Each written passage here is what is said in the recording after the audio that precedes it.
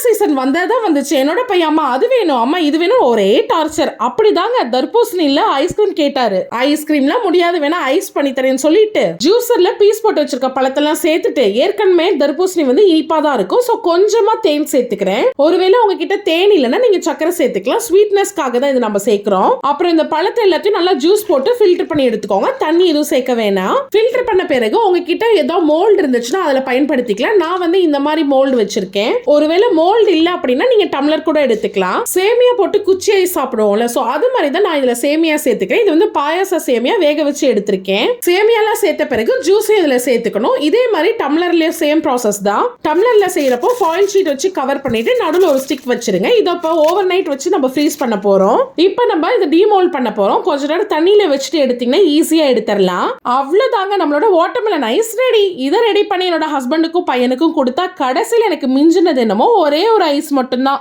நீங்களும் இந்த சம்மருக்கு உங்க வீட்டில் ட்ரை பண்ணி பாருங்க, கண்டிப்பா எம்மியா இருக்கும்.